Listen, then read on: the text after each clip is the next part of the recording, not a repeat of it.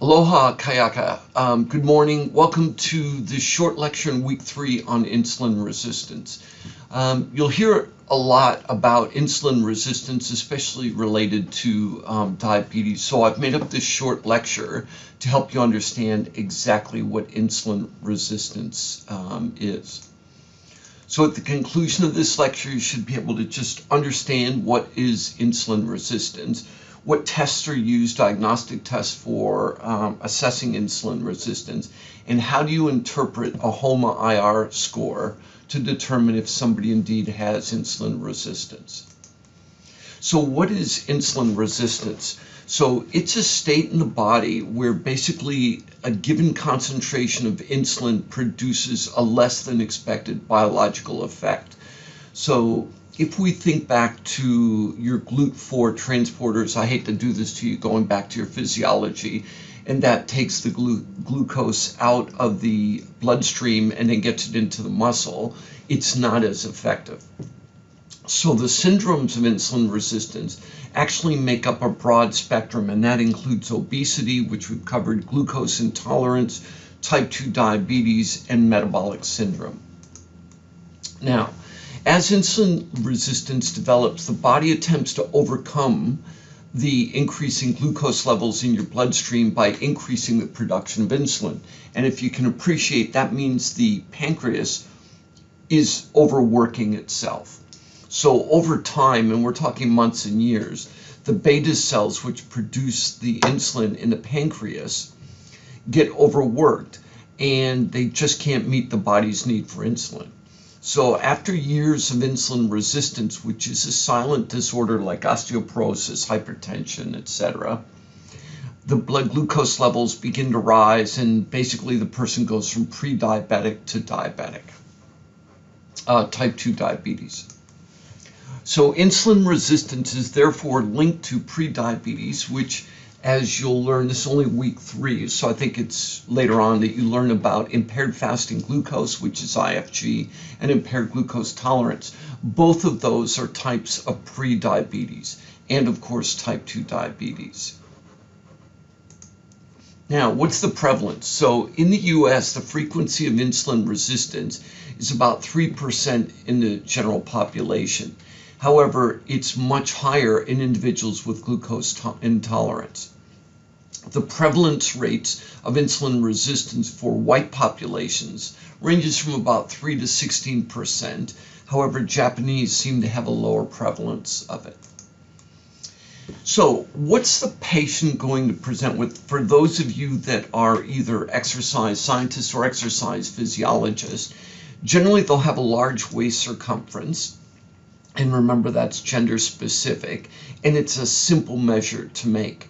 Now, we've had a number of individuals that were athletic, but older, mature age, 35, 45, 55, etc., that actually have developed insulin resistance for a number of reasons. Elevated triglycerides, low HDLs, which of course is the protective cholesterol, hypertension, and hyperglycemia.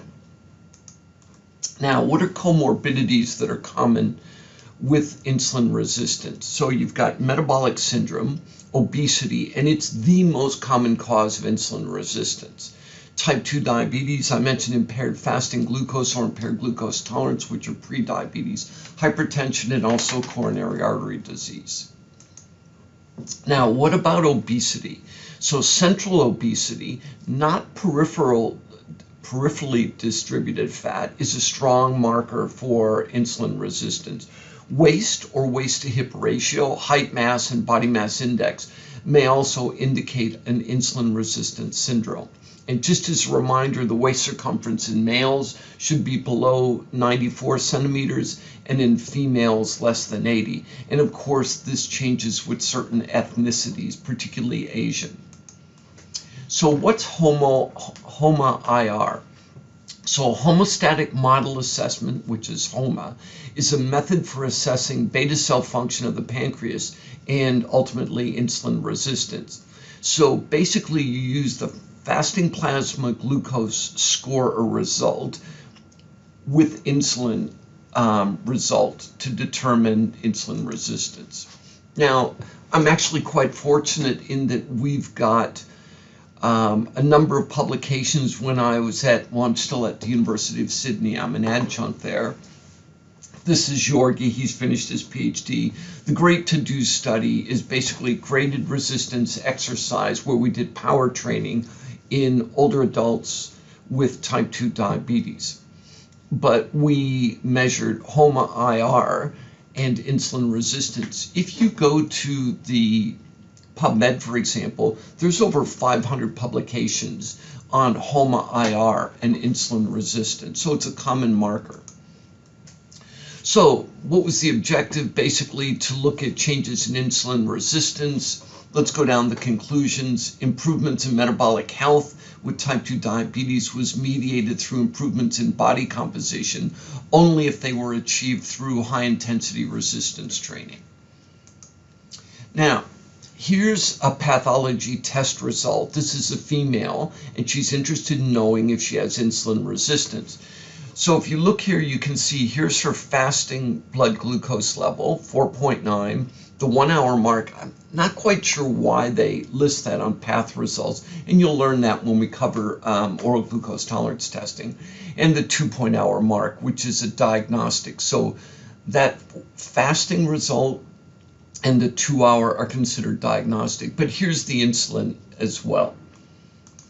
So what you do is start with these oral glucose tolerance tests. First, determine whether the person's normal, if they've got impaired fasting glucose, impaired glucose tolerance, or they're type 2 diabetic.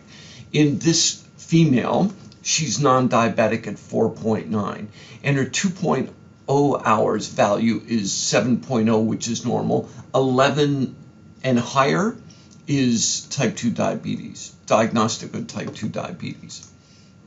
Then you go to the insulin values. So this is where the HOMA-IR is used. So to calculate it, you take the fasting value, 4.9, times the insulin value, and then divide by 22.5. Now, there's an online calculator you can go to, and basically that's just what I use. Enter the fasting value, enter the insulin value of 25, and when we do that, we can see that her result was 5.44. And that indicates that she might be insulin resistant. So a low score is good insulin sensitivity, which is a good result. High, obviously not so good, and it's indicative of insulin resistance. So less than 1 is good or normal. 2 or plus indicates insulin resistance. So this woman was 5.44, so it's indicative of insulin resistance. Mahalo. I hope this short lecture has helped you understand what is insulin resistance, and also how do you determine if somebody has insulin resistance. It would be fair to, on a question, to basically say, here's some pathology results. Do you think this person is insulin resistant? Yes or no, and why or why not? Thank you.